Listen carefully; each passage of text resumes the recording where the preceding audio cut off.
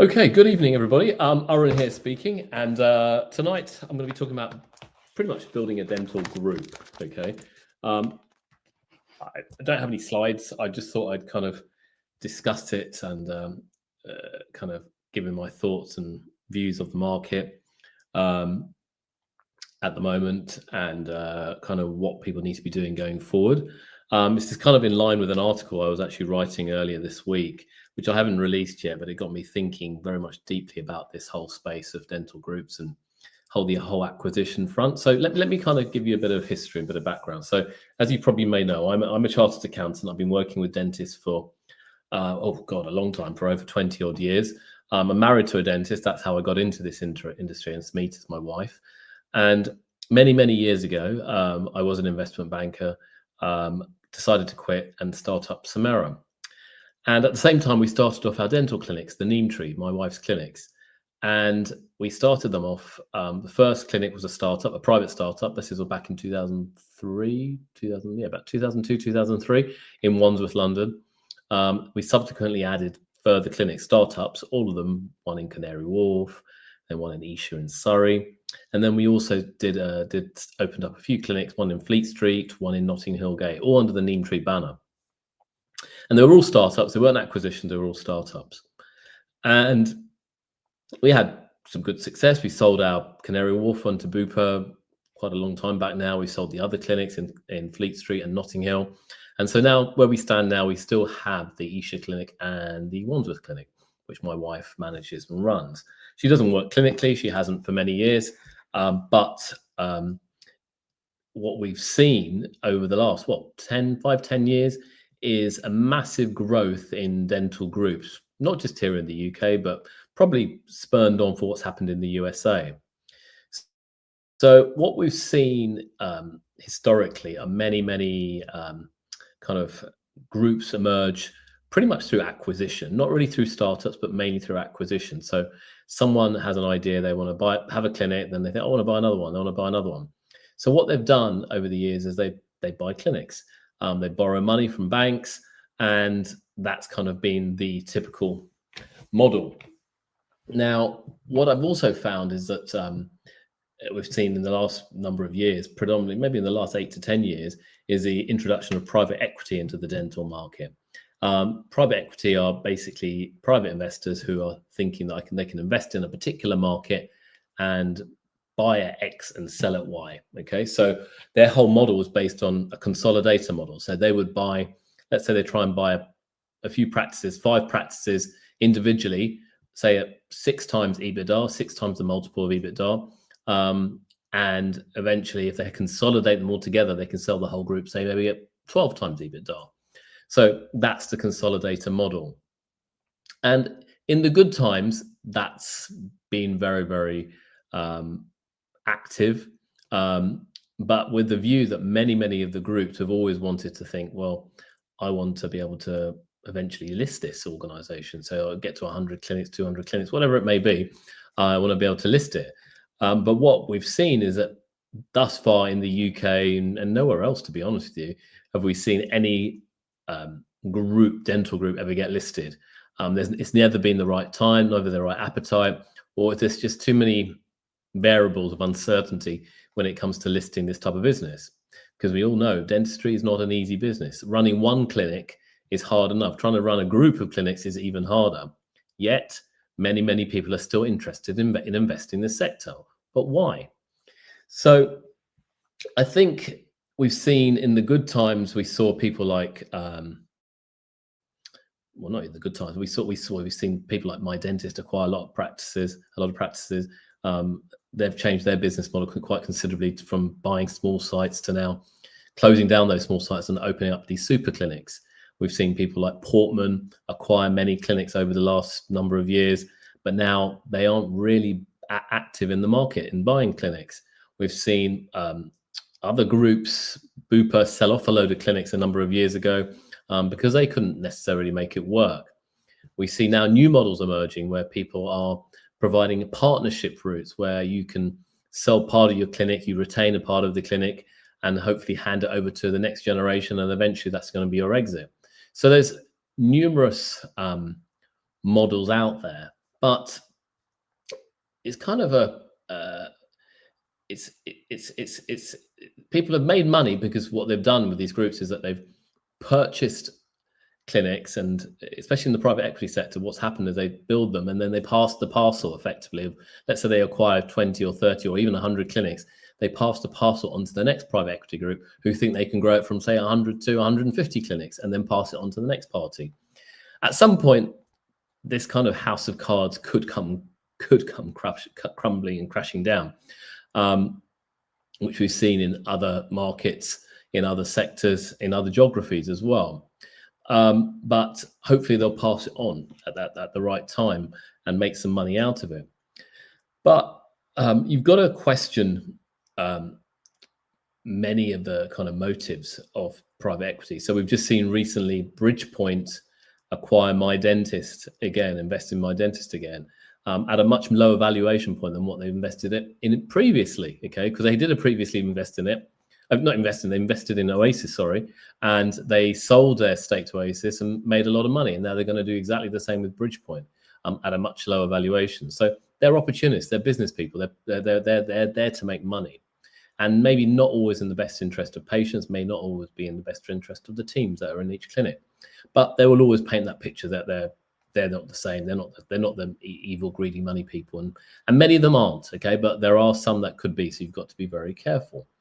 So I think the reality is, as I said earlier, building a dental clinic, one dental clinic is tough. Trying to build a group is kind of on a different level, because you've got to have a whole different set of skills, okay, and a whole set of different team members to help you to do that.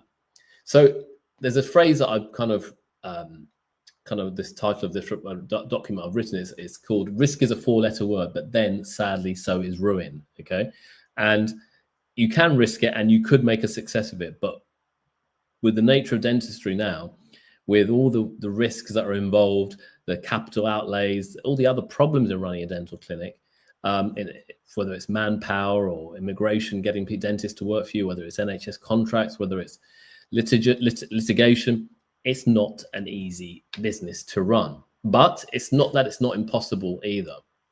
Now, if we look at the sector as a whole, what we've seen since COVID, we saw a strong boost in clinics and performance, just dental clinics overall, very much post COVID, patients coming back, getting treatment done, and we saw a big boom. But that boom is pretty much dissipated now, and what we're seeing now are, I suppose, kind of struggling times, okay, economic challenges now. So if you, I always look at stock prices. I'm a big investor. I love to invest in stocks and shares. I'm very active in it, and I'm always tracking various stocks in all sectors, but in the dental sector, which we're very active in, I track those. And if you look at something like Dentsply Sirona over the last 5 years, its share price has plummeted by about 73%. Align 61%, Straumann, okay, much lower, 12%. Envista Holdings, which owns companies like Noble Biocare, 28%. And Henry Schein has gone up by 1%, and that's over the last 5 years from today's date, October the 14th, 2025. So that sentiment in the stock market of these types of companies is reflected also in the in clinics I talk to, and my team talk to day to day across the country. It's a tougher climate. So, and you've got to be aware and understand, and you've got to be aware, and you've got to understand the implications of what's going to impact your clinic financially. So historically, dentistry has always been pretty well insulated. People have pain, people want treatment, people will spend money and they'll get their teeth done, whether it's private or an NHS, okay?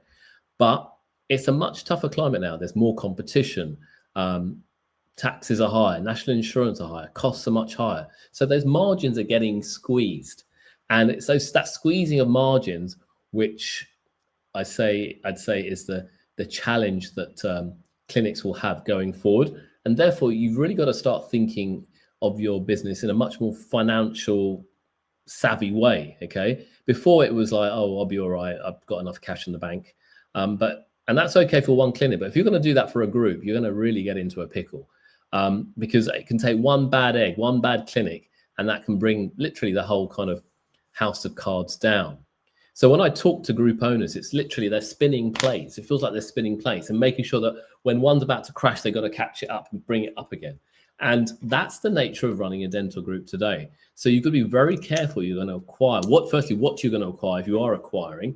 How stable is it? How certain is it? Is it going to be sustainable once you do take it over? And is it going to be there for the longevity? And if you can't get all those factors right, it's a kind of a question, well, should we be investing in those clinics at that point and that time? So I think that many people believe is that, okay, we've got to optimize, we've got to improve things, and we've got to change things. And yes, there's lots of talk of AI in dentistry and how it's going to transform the delivery of care and all these types of things. And I'm sure it will do, okay? But AI is the buzzword at the moment, no doubt about it. And you've got to just be very, very much more financially savvy, as I just said, okay? So what I'm going to just run through today on this webinar is just some of the key points, the financial savvy points you need to be doing in your clinic, or a clinic or clinics. This applies to one clinic. It applies to you if you ever have a group of 100 clinics. The same practical business aspects are the key. And all of these points really come from my experience of working with groups, small, large, some successful, some absolutely dog awful. But I'll just kind of run through these financial aspects that you need to understand. So let me start with the first point. Now, manpower, that's the big issue, I think, affecting many clinics. Obviously, when you open up a clinic or buy a clinic or run a clinic, you need dentists and you need nurses and you need reception staff. You need all of that staff. One clinic is fine. 2 clinics, yes, you need those people. Once you start adding further clinics, you're going to have many overheads. Centralized costs, you're going to have someone who's managing the bookkeeping. You might need someone to manage the marketing. You might need someone to deal with the social media. You might need someone to deal with compliance. You might need someone to deal with video editing. It could be a whole range of things, okay?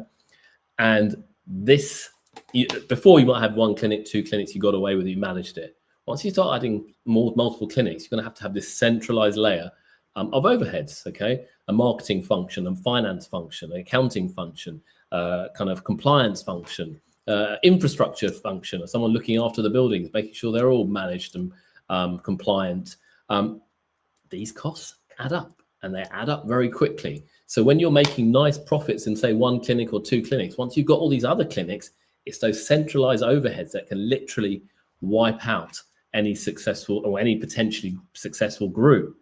Now, of course, in clinic, you need great dentists, you need great nurses, you need great reception staff, you need great hygienists.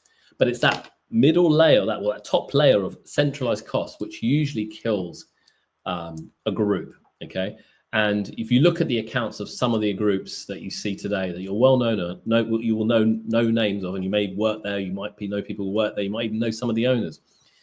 The clinics work well, but it's that centralized cost that kills the business. And that's where they go wrong, because they don't have the right infrastructure, they don't have the right teams, and they haven't really thought this through. They're just acquiring. They've got the money, the banks are lending the money. Oh yes, we'll buy another clinic. We'll buy another clinic. Oh, it's a great clinic. But when you try and merge it into one kind of organization, it's a very messy game, and certainly not as easy to run as people think. So what can you do? So as I said, you need good people in clinic, but there's a whole world out there now that you can tap into. And this is what I'm trying to get across, is that manpower doesn't have to be sitting in your clinic. It doesn't have to be sitting in London. It doesn't have to be sitting in the UK. And what I'm saying is you have to start thinking, what roles can I shift outside of the UK? And that's kind of part of our business now. We're helping groups set up their own global capability centers. So if they need a video editor, if they need a bookkeeper, if they need an accountant, if they need an accounts payable clerk, all of that type of thing, if they need all that, we will help them set up their own subsidiary company, say in India, and that's typically where we're working with, help them hire the manpower, help them train the manpower, and get these people working within the context of their organization. They're still part of their business, albeit sitting perhaps in another country, but they'll still do the work for you. Now, why would you do that? Firstly, there's availability of capable manpower across the globe. In this instance, India. I know India very well. We deal with lots of people in India, and we have a big team in India, and we can get good talent. Not good talent, great talent, to be honest with you. Of course, the cost is lower.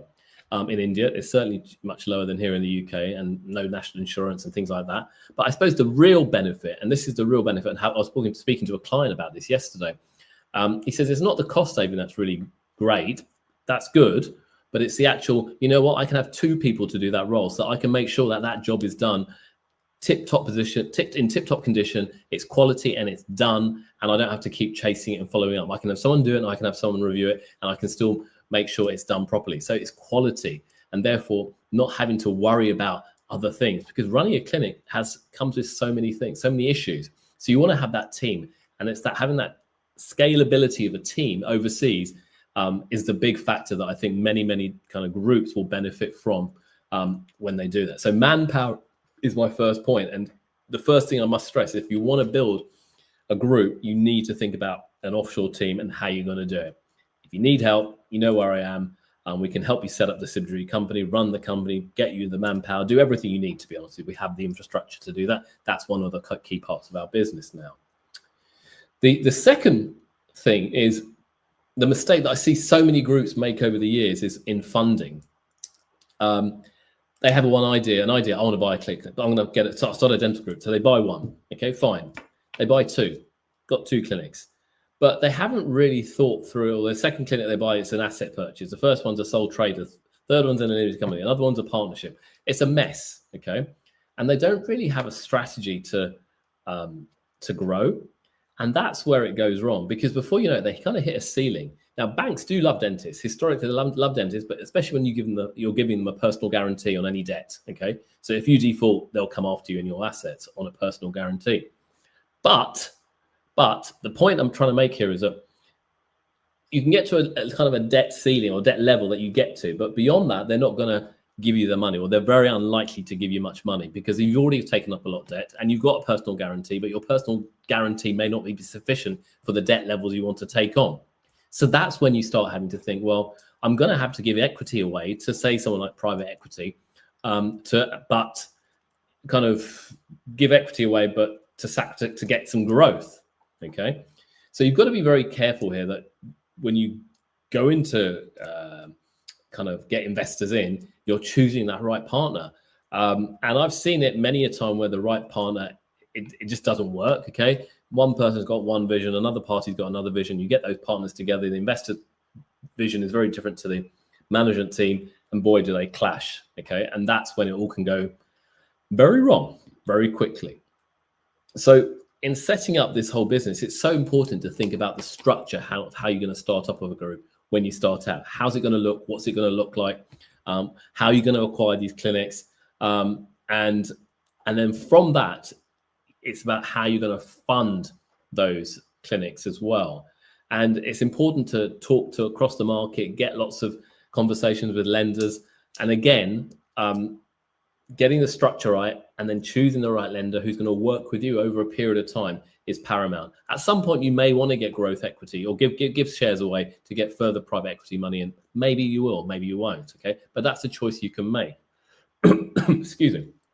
So if you need help there, talk to me about your structuring of your group. And then secondly, if you need the funding, that's what we do. We can help you get funding for acquisitions, but we can also look at your portfolio of debt and then think, okay, how are we going to refinance this? What are you paying the right terms? Have you got the right terms in place? Quite often or not, your terms may not be right, and all it takes is someone to review it and make sure it's right. So again, reach out to me or my colleague Euros to help.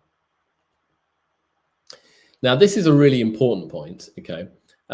Data, and this is something that I'm particularly excited about in our business under the Samera AI banner.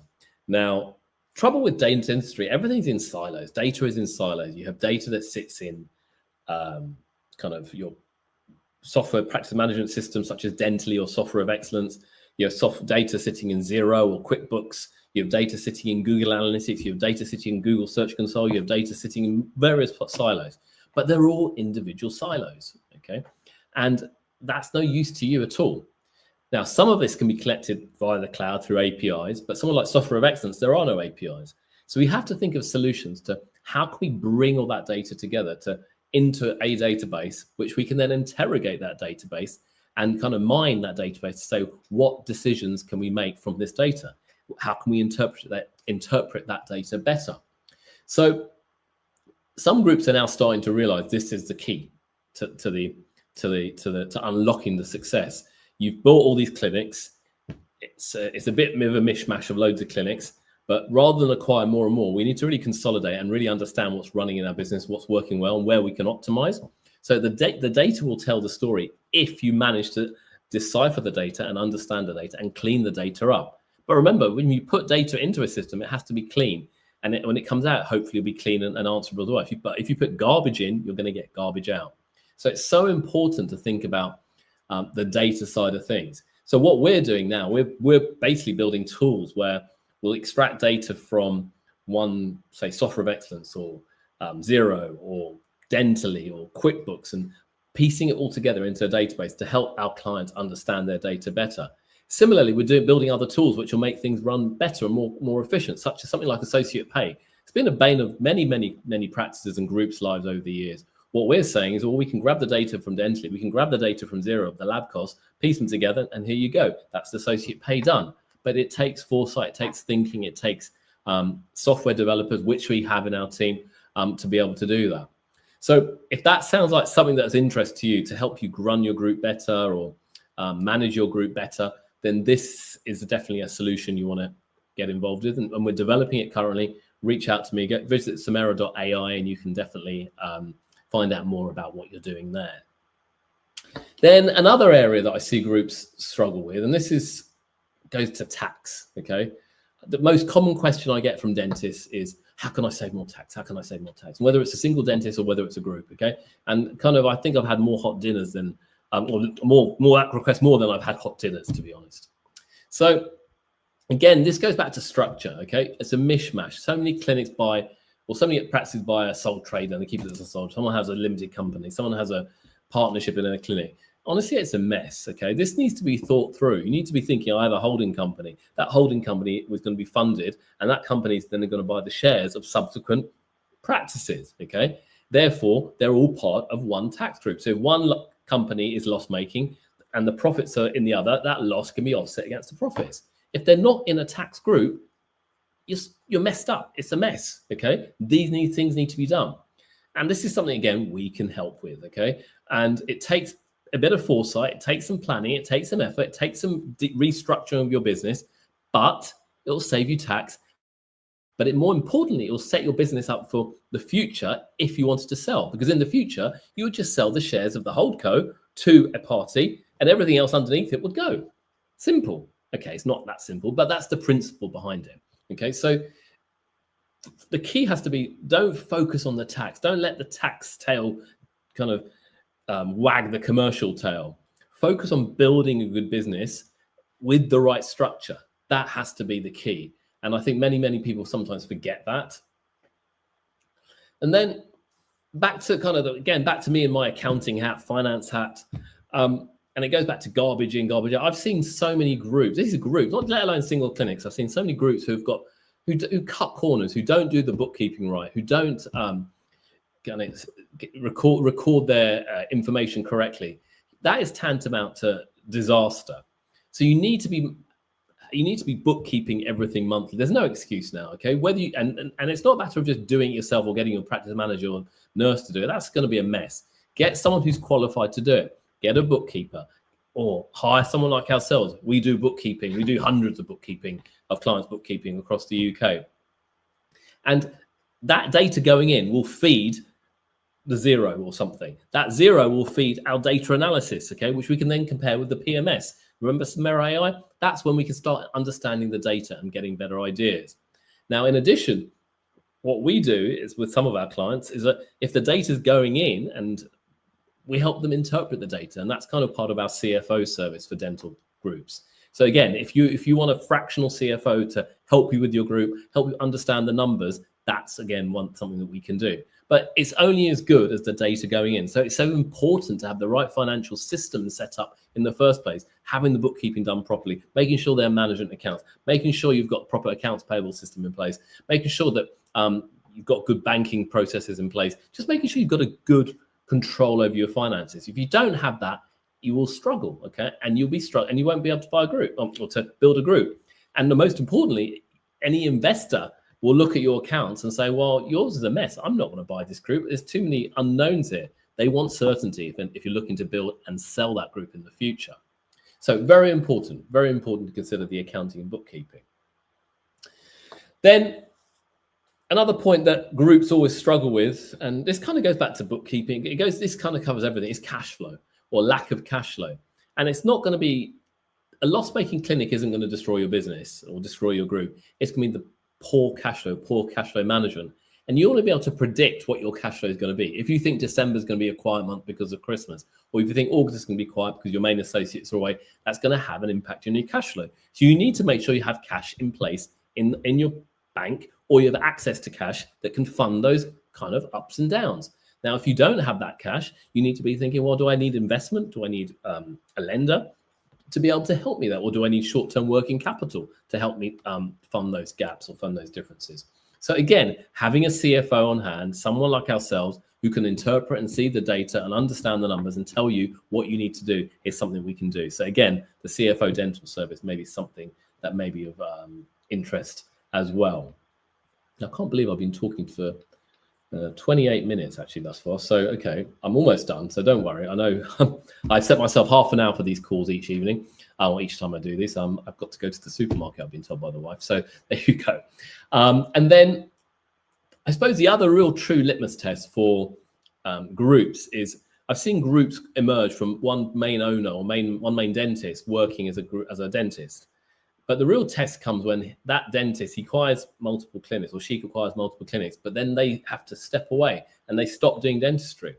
Now, they might be a high earning dentist in the clinic, but if you take them out, do the numbers stack up? Quite often or not. And even if they might be doing the odd implant, that adds to the revenue quite a lot. But if they weren't doing it, would it work? Would it work?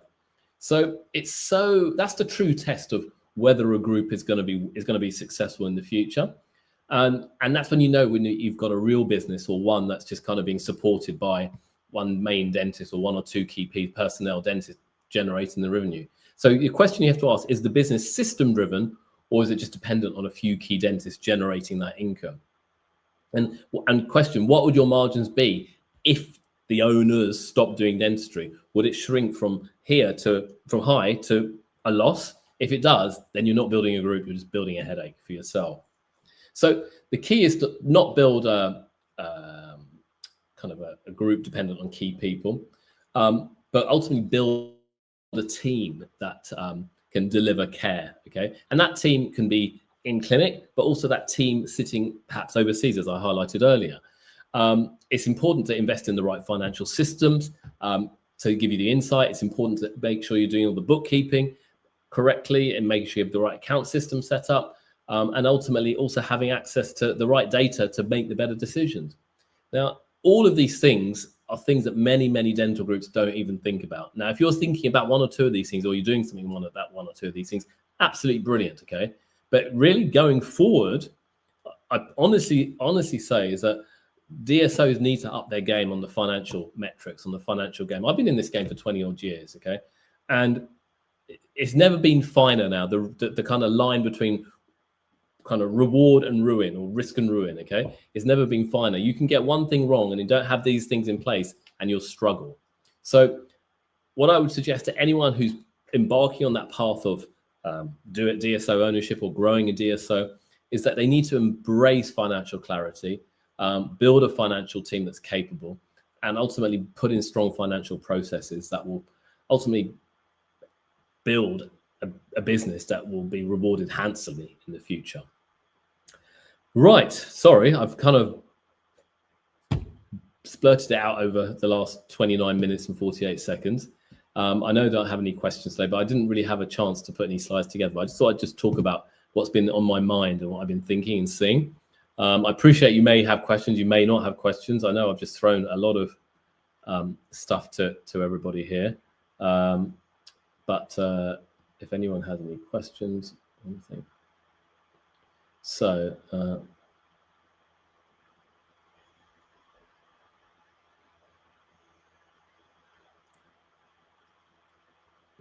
all right, thank you for your comments, guys. Okay, yeah, so we are doing.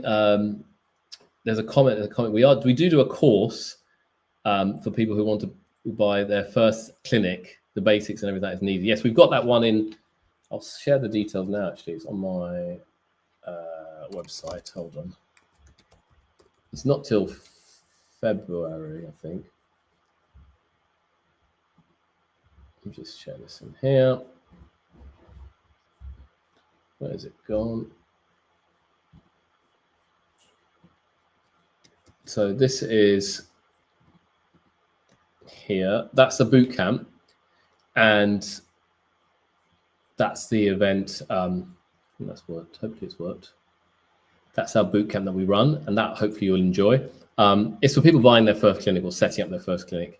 You can book a ticket with spaces available. There's only like 10 spaces though, so we just literally launched it in the last week. So make sure you come to that. Hopefully you found it, and yeah, thank you for the kind messages, and definitely would like to catch up with any of you soon. Okay, so thanks very much, guys, and if you enjoyed this, please do tell your friends, and have a lovely evening. I've got to go to the supermarket. I've got to go to Sainsbury's. Thank you.